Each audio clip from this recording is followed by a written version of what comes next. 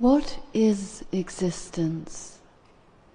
Is it something like what people call God?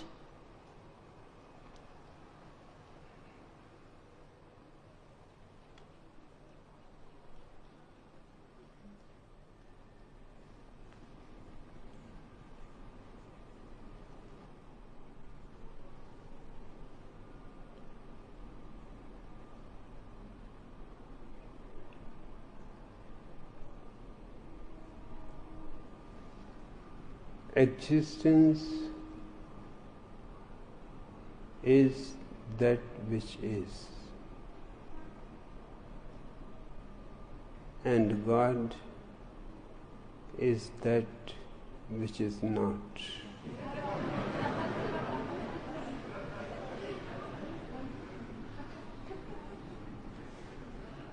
Existence is a reality, God is a fiction.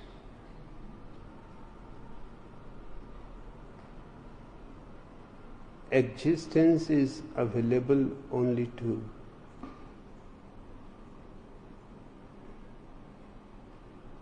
meditators,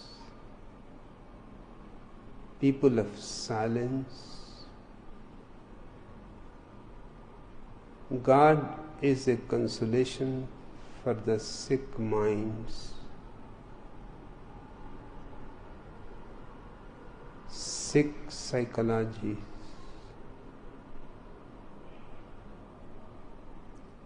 Existence is not your production, God is. That's why there is only one existence, but thousands of gods, each according to his needs,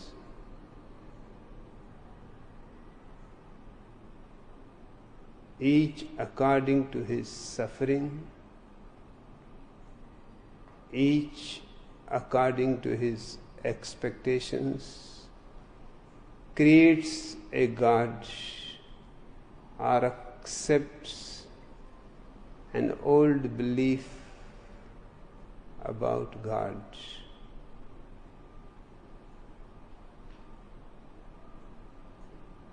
God is a great consolation, but it is not cure.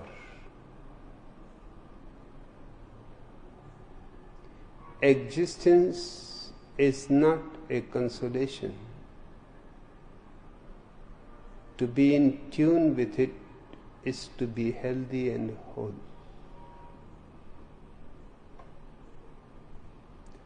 All the religions of the world have been teaching God. I teach you existence. I teach you to be in tune with that which surrounds you, which is within you and without you. Once you are in tune with it, there is no death for you, no misery, no tension, no worry, but a tremendous peace surrounds you, a contentment which you have never even dreamt of.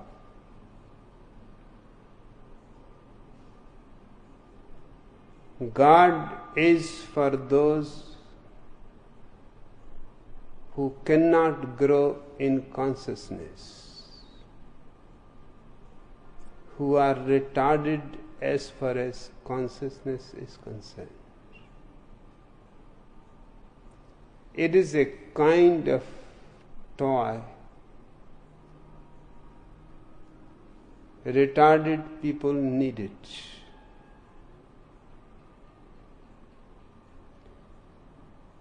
And the moment I say it is a toy, then it is up to you how you want to make it. to look like a monkey or to look like an elephant. It is just up to you whether to give him 4 hands or 1,000 hands. It is your creation. Strangely enough, man believes God created everything. The truth is, God himself is a creation of man's imagination.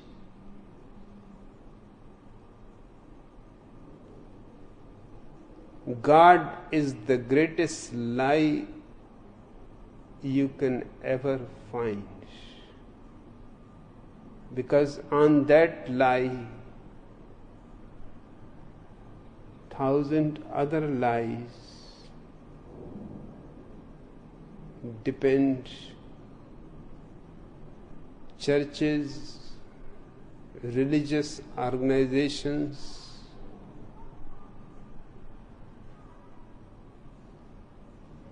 go on multiplying lies upon lies just to protect one lie. You have to understand the psychology of lying. The first thing about lying is you need a good memory.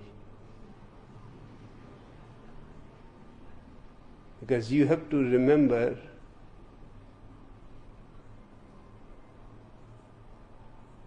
you lie to someone, something, to somebody else, something else. You have to remember what you have said to one and what you have said to the other. Truth needs no remembrance. Truth is always there, just the same.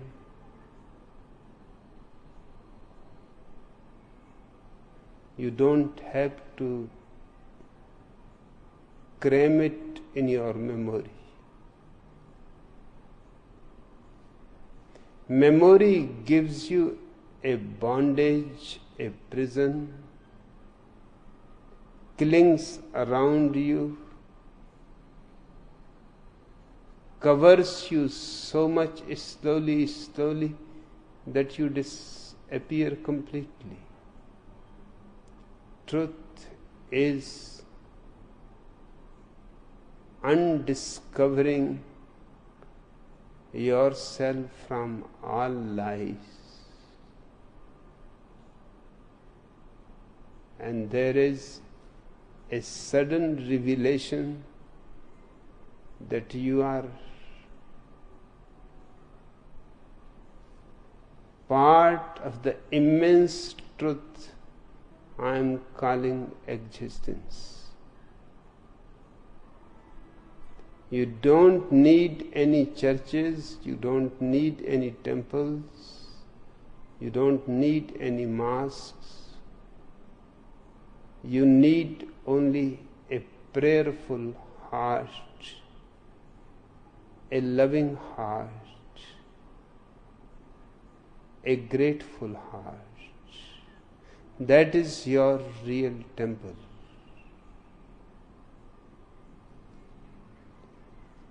That will transform your whole life.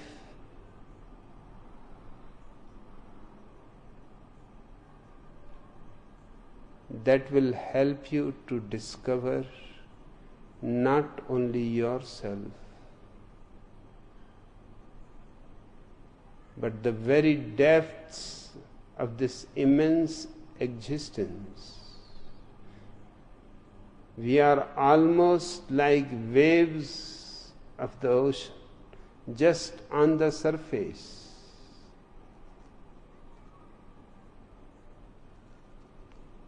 And the ocean may be miles deep. The Pacific Ocean is 5 miles deep. But a small wave on the top will never know the depth, her own depth, because she is not separate from the ocean. She will cling to her small entity, be afraid about death, be afraid of losing itself into the vastness, the oceanic infinity. But the truth is, the death of the wave is not a death,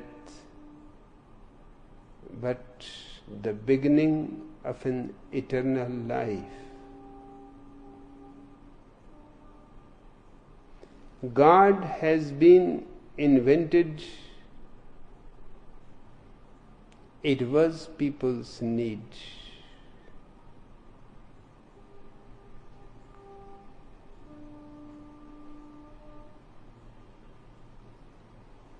People needed a protector. In the immensity of the universe, a man feels so alone, so small. The vastness creates trembling in him. What is your existence? I am reminded of a story by Bertrand Russell.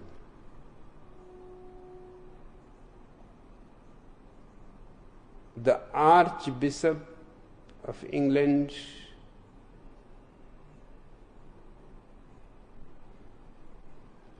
sees a dream that he has reached at the pearly gates of paradise. On the one hand, he is immensely pleased. On the other hand, very much troubled, because the pearly gates are so vast in all directions, he cannot see the whole gate. It is so high that it is beyond his eyes, their capacity to see. And he himself seems to be just like a small ant compared to this great gate. He is a little bit afraid. He is no ordinary man. Archbishop of England. He feels humiliated just by the gate. And a fear arises, if this is the situation at the gate, what is going to be the situation inside? With fearful hands, he knocks on the door. But in the immensity of that space, his knock only he can hear.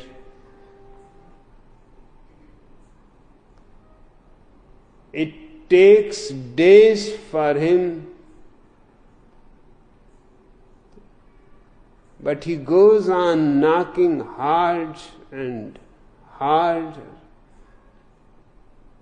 Finally, a small window opens in the gate, and Saint Peter looks with 1,000 eyes, trying to figure out who has been making noise. Those 1,000 eyes are so shiny, like stars, that the Archbishop is even more reduced, almost to non-entity. And Saint Peter asks, please, whoever you are, wherever you are, come in front of me. Archbishop declares himself, says to Saint Peter that perhaps you don't know me. You can check with Jesus Christ. I am the Archbishop of England. Saint Peter says, never heard of any such thing as England.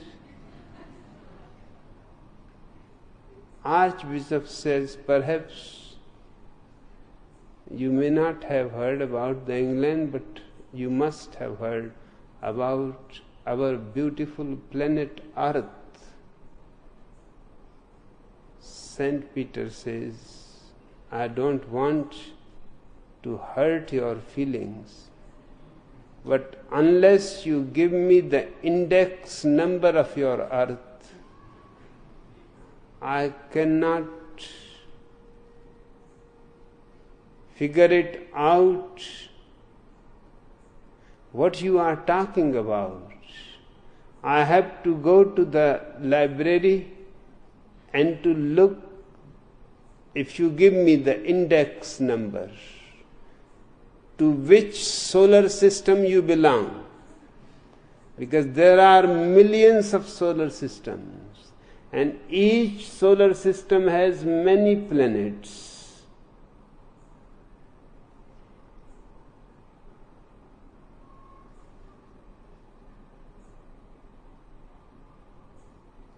But the Archbishop have never thought that the earth has any index number.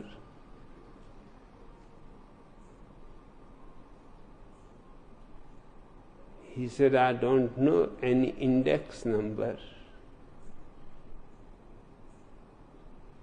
But I am the Archbishop. You just go and tell to Jesus Christ. He said, you are giving me puzzle after puzzle. Who is this fellow Jesus Christ?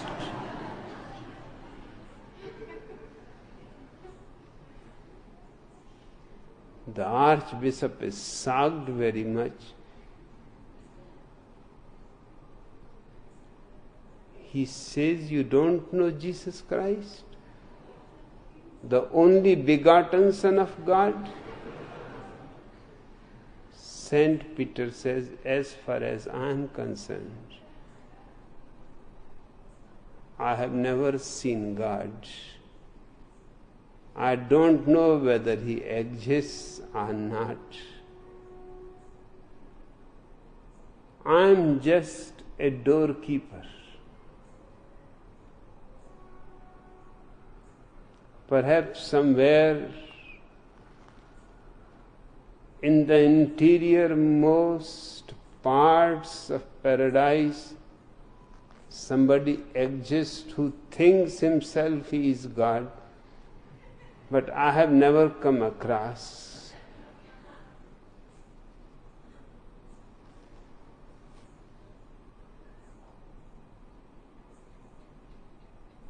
It is such a shock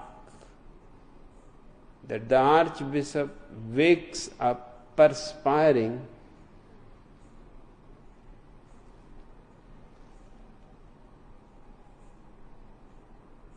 The story is significant because it shows how small we are and how big is the universe.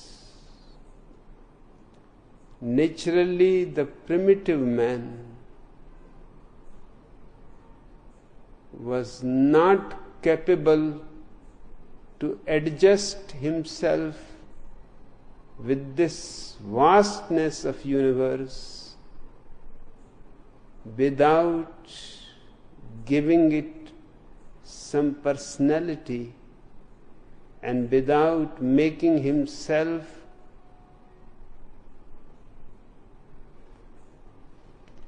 in some way related to that personality. God is an effort of the primitive mind of man to give existence a personality. Then he becomes God the Father. Then you can make some relationship.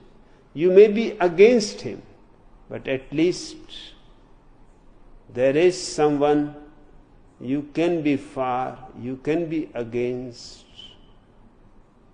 There is someone who is greater than you, who is going to protect you, who is your guarantee.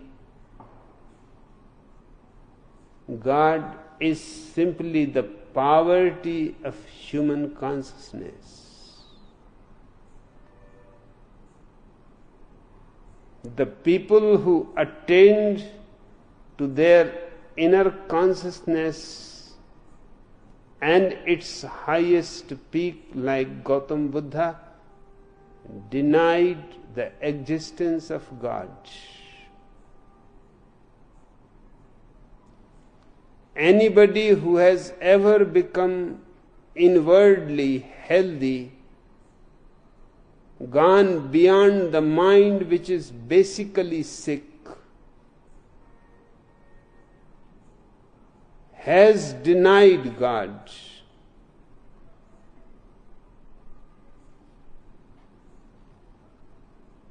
God as a fiction is good for kindergarten school children. They need it. Parables, fables, stories. But very few human beings have gone beyond the kindergarten school.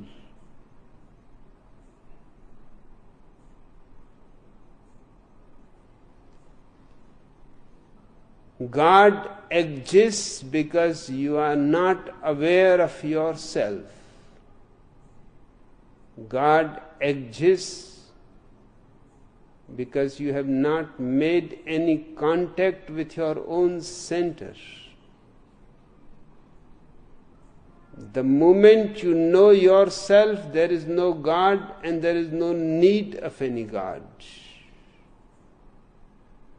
On the contrary, I am in absolute support with Friedrich Nietzsche that God is dead. The second part of his sentence is even more significant. God is dead and man is now free. That second part has not been taken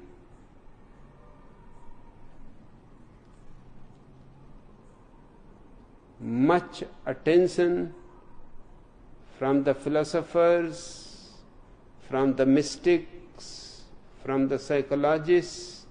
But the second part is the most important. The first part is not much. In fact, the first part is basically wrong. God cannot die, fictions never die. The moment you know they are fictions, there is no question of their death. Neither they are born nor they die. God was never born in the first place. How can he die? Death is the other extreme of birth. So the first part is not much important, but that has been given much importance by theologians because they became afraid that this is sacrilegious to tell to people that God is dead. That means now no religion is needed. They became afraid of their own business. But they forgot the second part, which is more important. It has tremendously significant implications. It means God was a bondage. God was a retardedness. God was out of fear. God was not a treasure, but a heavy, mountainous weight on your heart and on your growth. Once God is removed, man's possibility to grow and blossom is absolutely free. A God is a despot, a fascist. Without God, the world becomes freedom. The existence becomes a tremendous dignity to every individual. To the smallest leaf of a grass, it gives immense significance and love. Up to the greatest star in the world, it makes no difference. There is equality and equal opportunity, and there is no need unnecessarily to pray and waste your time. Read the Holy Scriptures, which are the most unholy books in the world. There is no need to be exploited by the priests. You are certainly and suddenly free from all these chains. Now you can be yourself. With God being in existence, you can never be yourself. You are just a puppet. Your strings are in the hands of God. The ancient saying in India is that not even a small leaf of a tree moves unless God's order is received to move.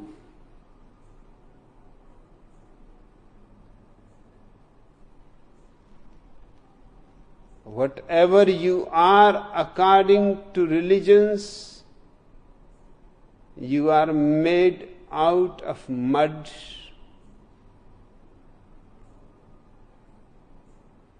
The word human comes from humus, which means mud. And the word Hebrew, Arabic, Urdu, Hindi, Admi,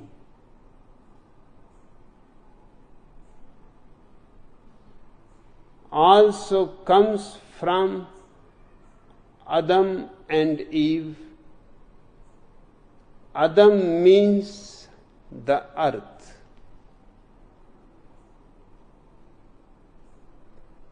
God made man out of the earth and then breathed life into the puppet.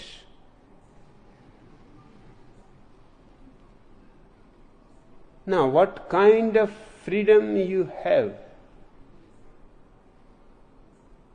Somebody has breathed in you, and it is in his hands any moment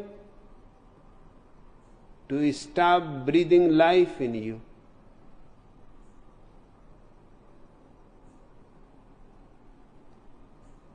And whatever you are doing, the religions believe is your fate. It is written on your forehead. And there have been many con men who have been even trying to read what is written on your forehead. Astrologers, palmists, all kinds of cunning people have been exploiting the simplicity and innocence of humanity. There are people who are reading your hand, looking at the lines, telling you what those lines are. The whole emphasis is that you are not living a life of your own, you are just a part in a drama in which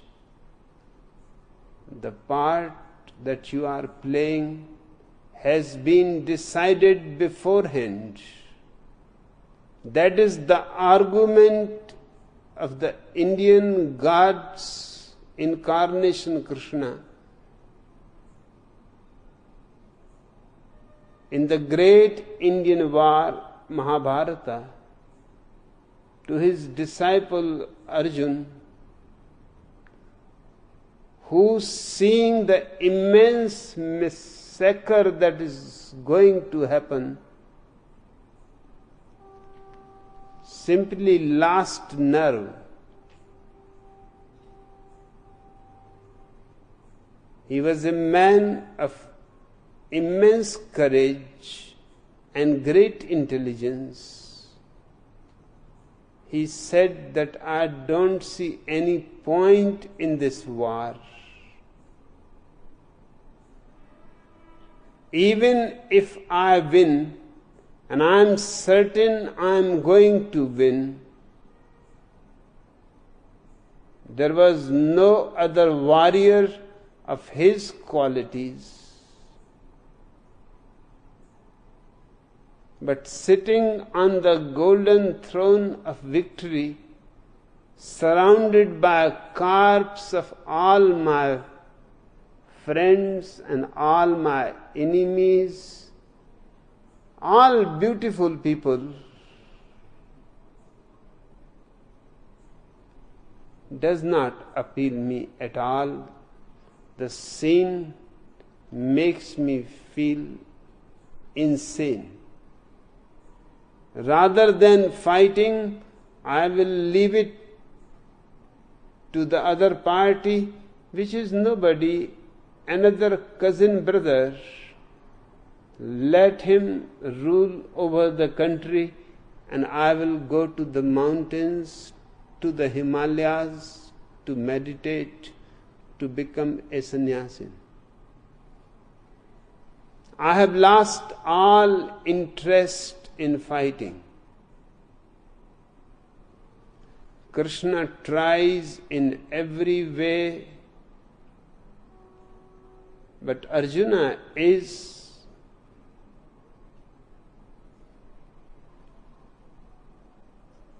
a great intellectual. He goes on arguing against, and finally seeing no way, Krishna takes the last resort, that it is written in your destiny. Going away, you are going away from God. This war is predetermined by God to destroy those who are not virtuous and only let those survive who are virtuous. Now, there is no argument against it, because Arjuna himself believed in the gods and the destiny. He fought the war. 5,000 years before, Krishna is responsible for destroying this country by giving a false argument, absolutely fictitious, to Arjuna, because that war killed so many people. And it is not only that it killed people, it also destroyed the courage of the country. It became afraid of any small calamity. 2,000 years of slavery, I want it absolutely clear that the people who are responsible for these 2,000 years of slavery are the greatest people of India. The list is headed by Krishna. Arjuna is just his shadow. And then came Mahavira, who taught people to be non-violent to such an extremity that his followers cannot even cultivate, because plants have life. If you cultivate, then you will have to kill the plants when you reap the crop.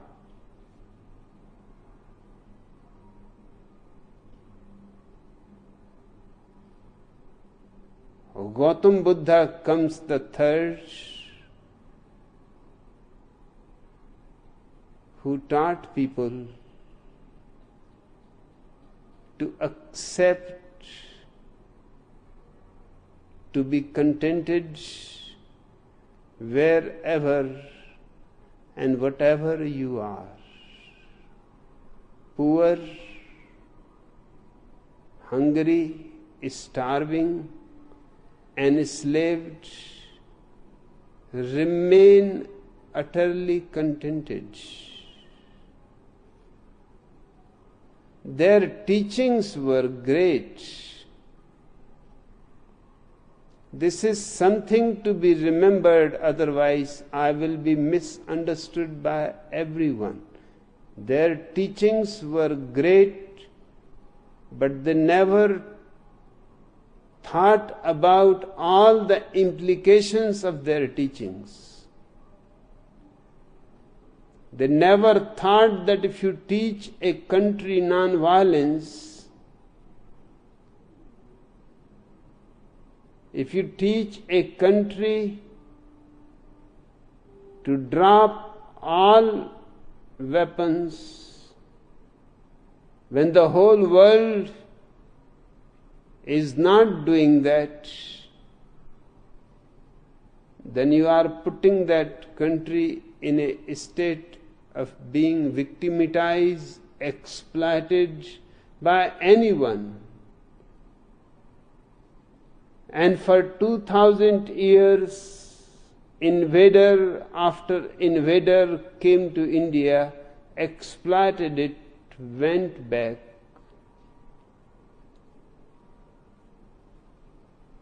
And finally Mohammedans came and they thought, what is the need to go back?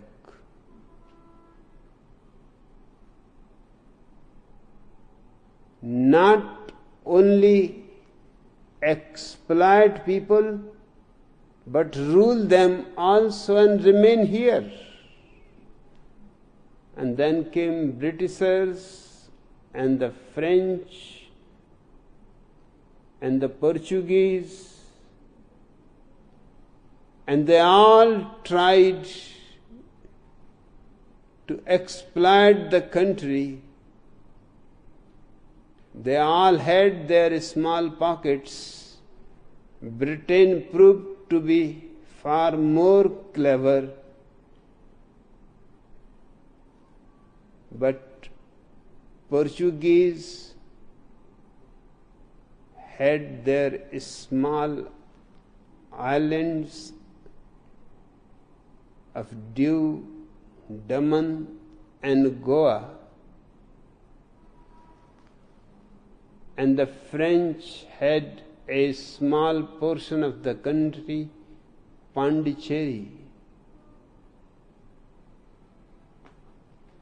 and the Britain had the whole country. And people remained starved, and people remained hungry, and people went on dying because of hunger.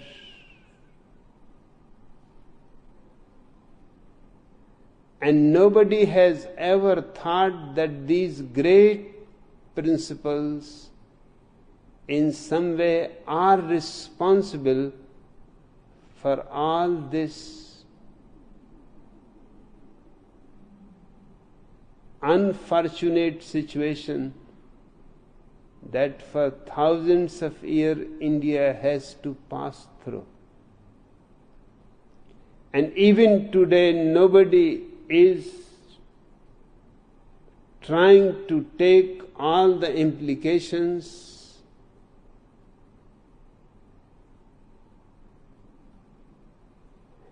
Every great principle has its own black cloud behind it.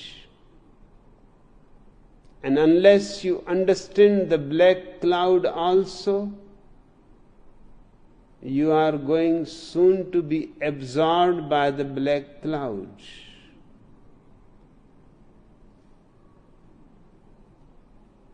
If you understand it, you can avoid it.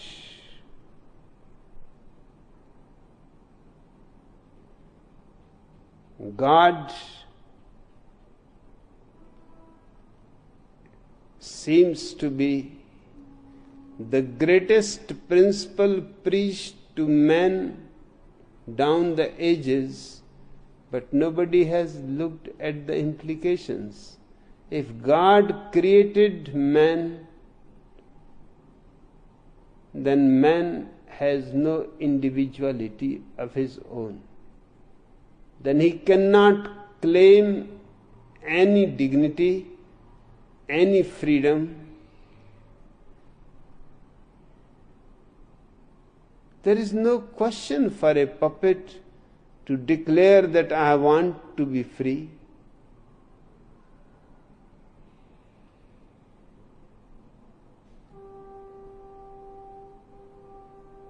If God created the universe, then whatever happened in the universe has to happen. It was God's will. No effort on our part was going to change anything.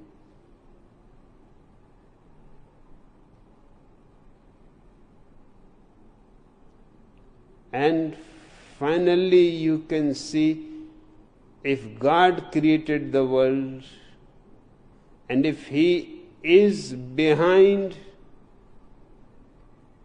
nuclear weapons and the people who are creating them, then no effort on man's part can prevent the destruction of the whole planet.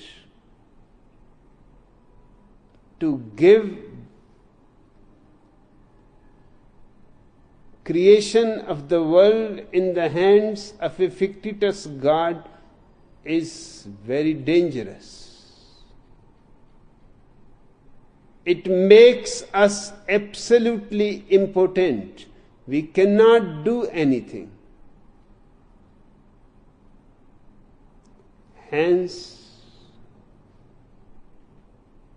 my simple understanding of consciousness is that God,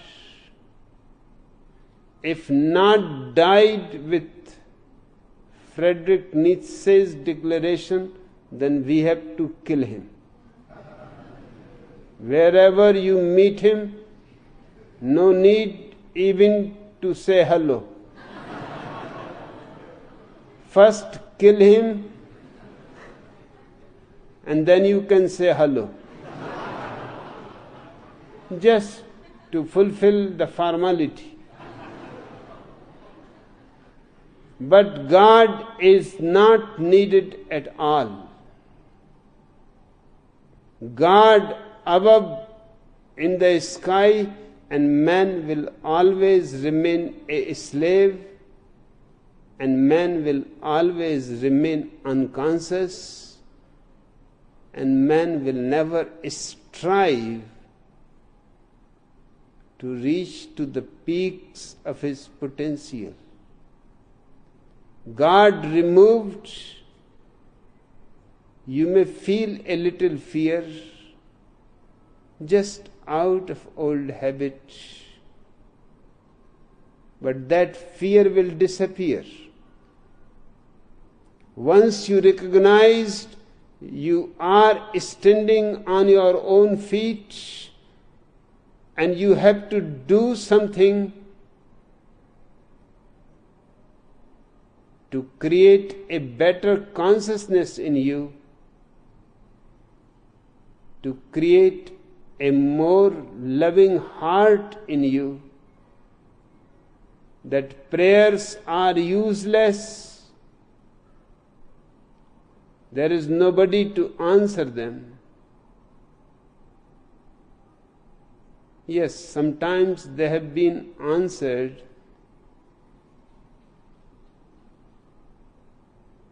at least once certainly. A poor man asked God for months continuously, give me $50. I don't want many, just $50.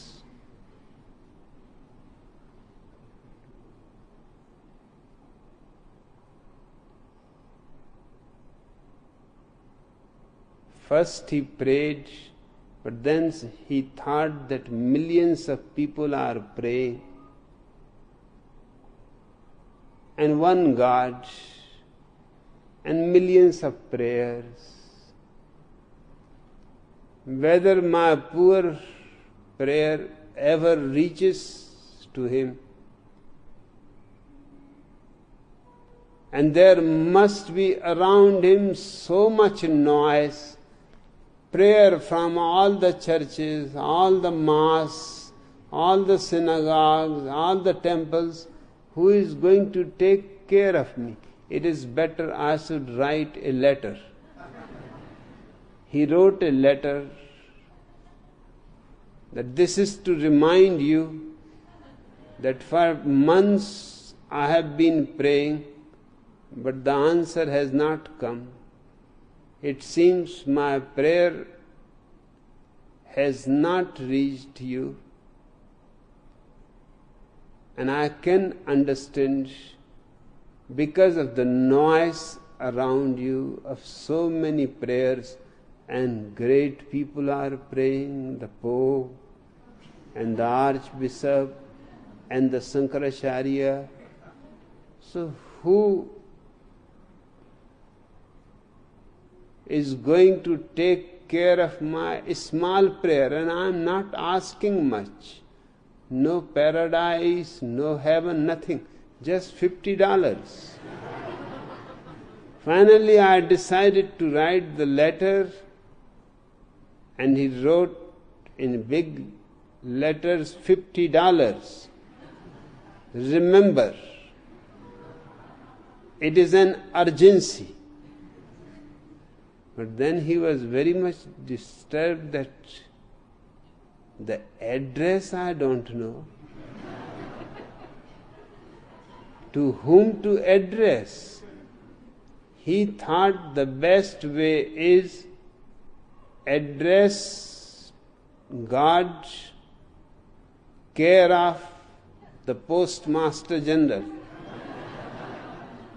If the Postmaster General cannot find his address, who else can? The letter reached the Postmaster General. He looked, he laughed, and then he felt sad also. The man must be in desperate need.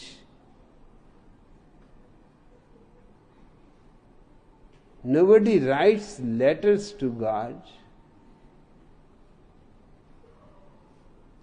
And he is not asking much.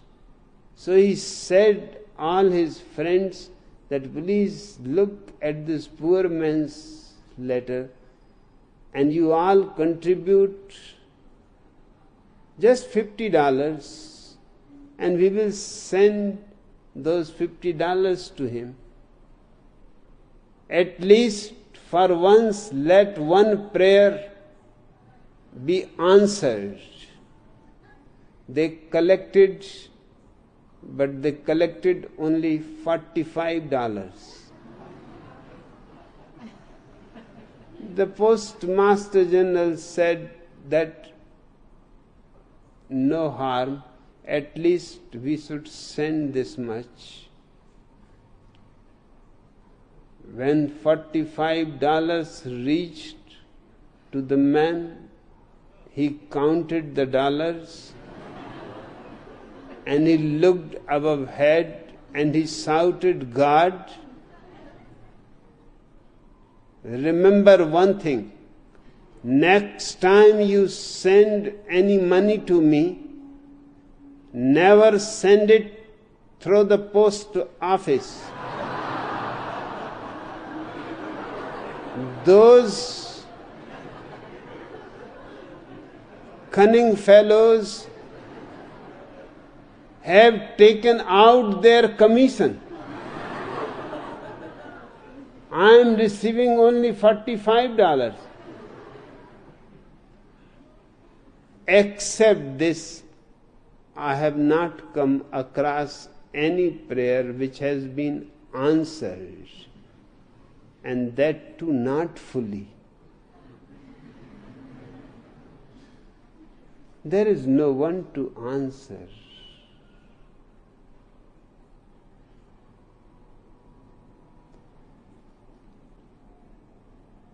Existence has to be approached in a different way. God has to be worshipped, existence has to be loved. God has to be prayed, existence has to be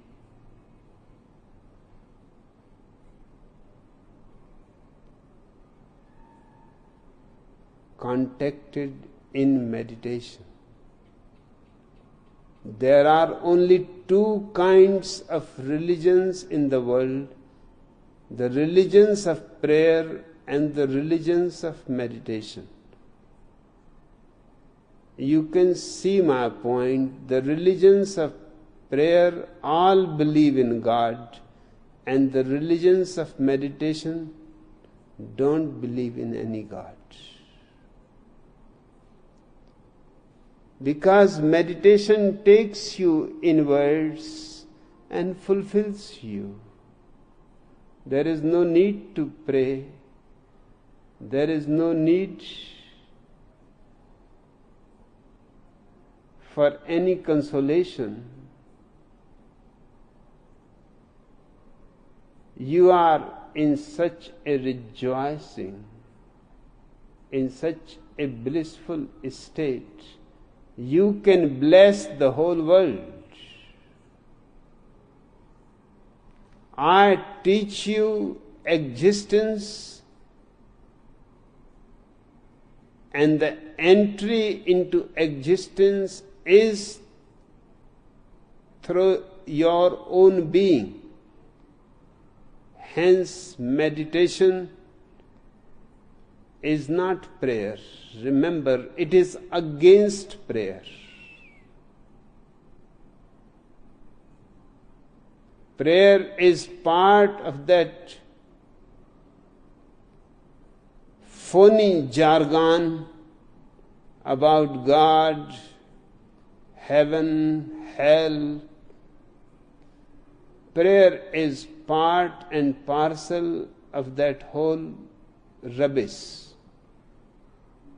Meditation is simply the only purest way of coming in contact with existence.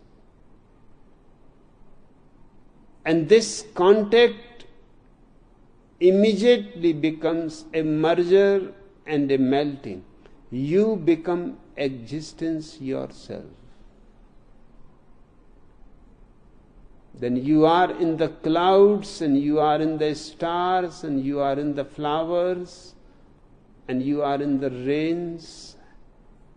You are everywhere.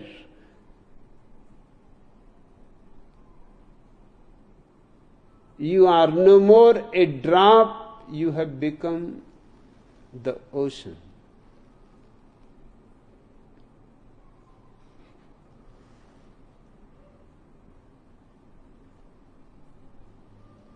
Remember the clear-cut distinction between existence and God.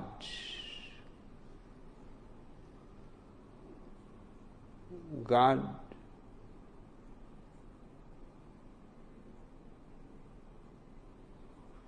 is a condemnation of our intelligence. It is accepting humiliation.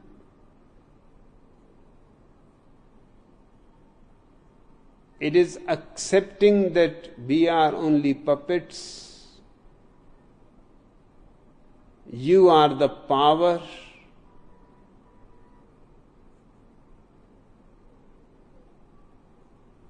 Whatever you want to do with us, you will do. All that we can do is to pray. It makes you so crippled. The very idea of God is nauseating. But existence has a freshness and a beauty and a truth. Never get mixed with these two words. One is reality, one is simply fiction.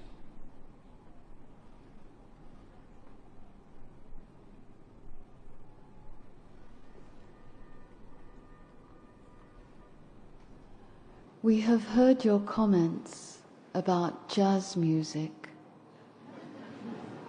This question comes from two jazz musicians. Is our love of jazz music an obstacle on the path to enlightenment?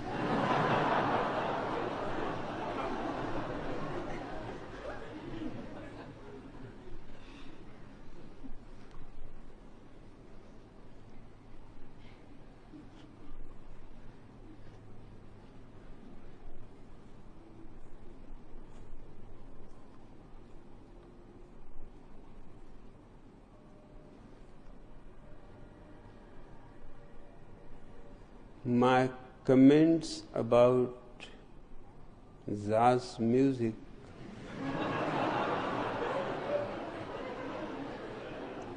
were in a totally different reference.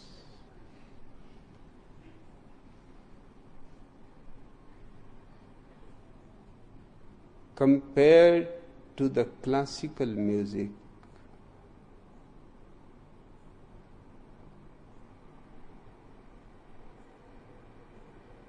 jazz music is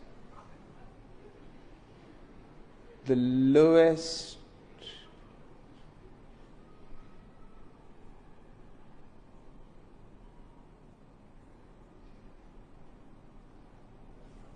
category, because rather than creating a spirituality in you, it simply activizes your sexuality.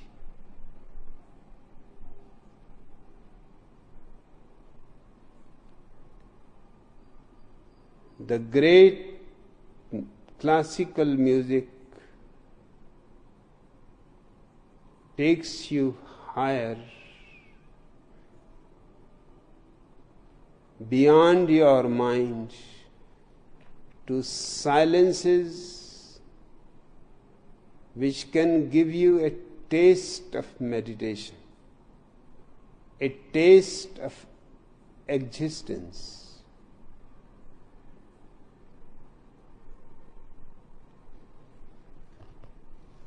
But always remember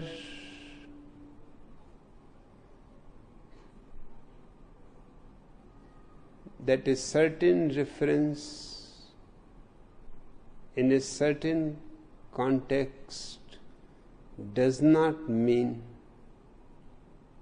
my whole approach to a thing.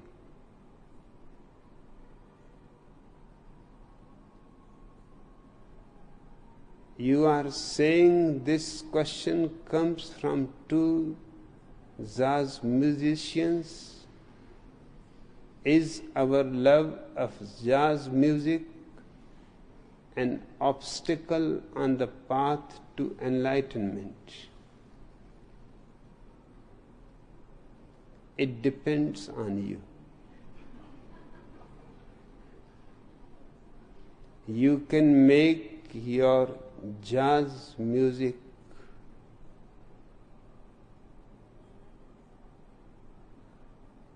free from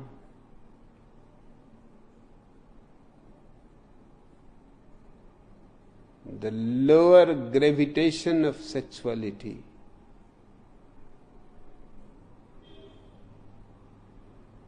You can make it connected with your higher centers of being,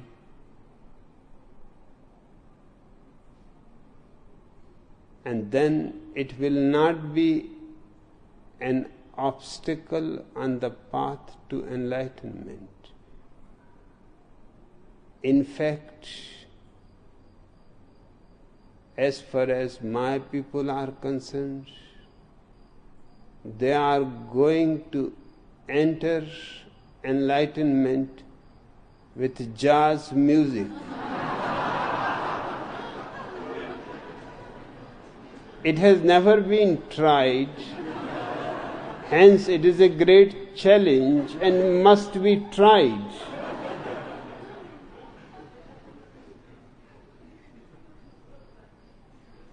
Nothing is wrong in the world if it is used in the right direction, with awareness, with clarity. You can purify anything, just as you can make anything impure. It is wholly a question of your clear understanding. If your meditation goes on growing side by side with your music, soon you will find even the jazz music starts having some quality of meditativeness.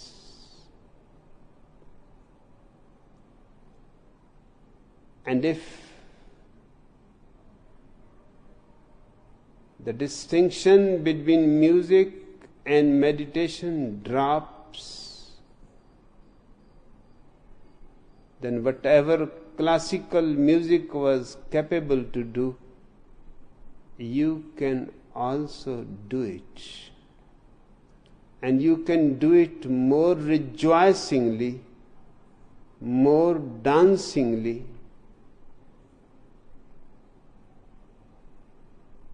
with a greater celebration. So I don't say that there is any obstacle, but meditation must become part of your music. Otherwise, just your music cannot help you to go beyond the lower instincts, biological drives.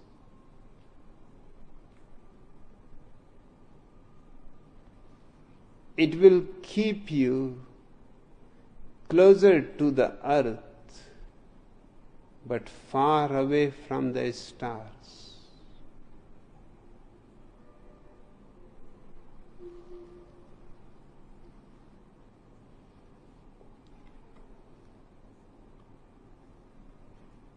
Pope the Pollock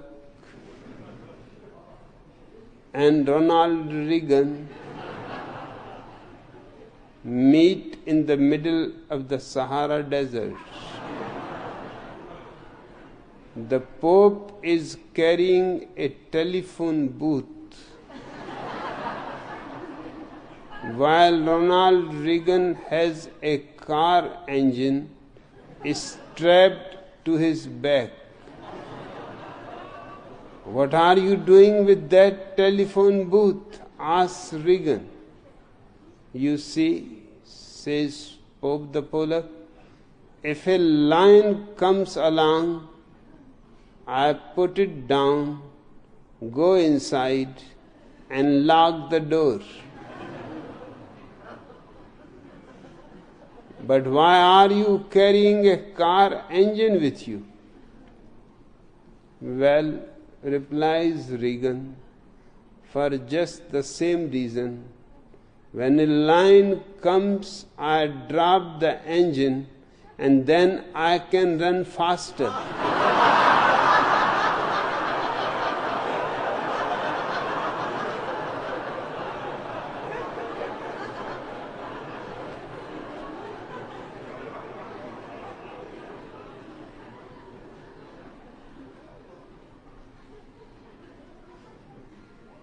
Jaime Goldberg is trying to hold a small mirror in his hand while he adjusts his tie. The mirror slips and settles on the ground. Ah no, he complains to Becky, now I am going to have 7 years bad luck. Nonsense, replies Becky. My uncle Sally once broke a mirror and he did not have 7 years bad luck. Really? Says Jaime encouraged. Really? Repeats Becky. He died the same day.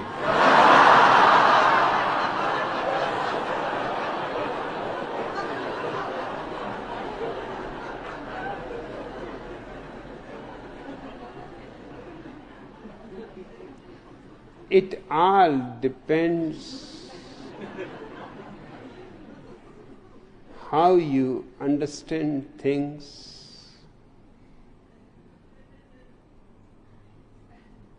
Miss Goodbody, the teacher, is too shy to conduct the sex education class in his school. So she asks her class to make this a homework project. Little Ernie asks his father, who tells him some story about a stork. Grandma says that she was found under a gooseberry bush. Great grandma blushes deep red and whispers that children come from God. The next day, little Ernie gets called to report on his homework. Well, says Ernie, I'm afraid my family apparently for 3 generations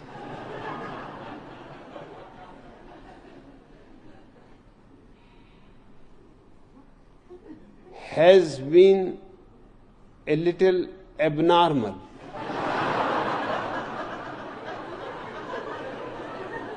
There has been no sex at all for 3 generations.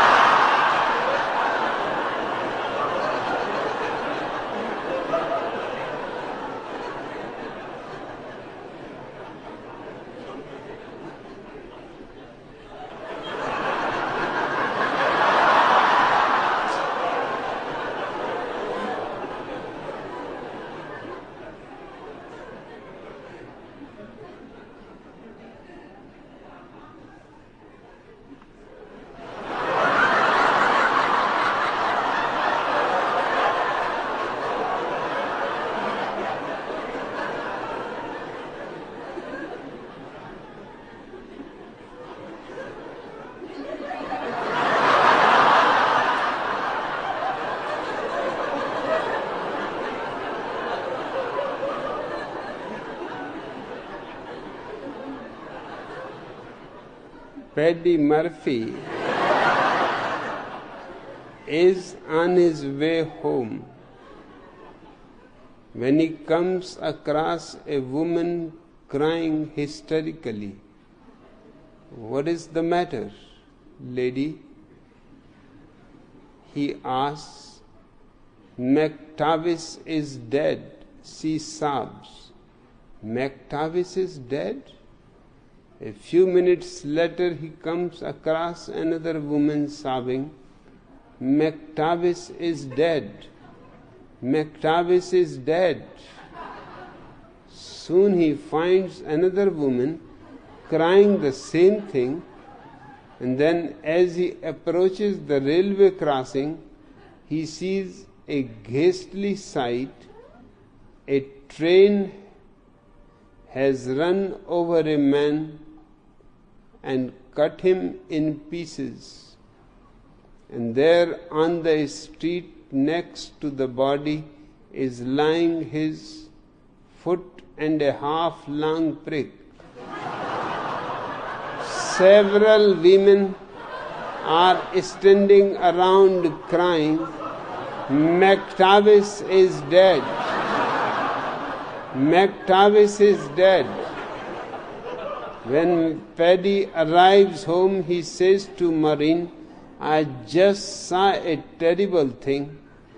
A train ran over a guy and cut off his pecker. And would you believe it? His prick was 18 inches long." "My God," cries Maureen, "McTavish is dead."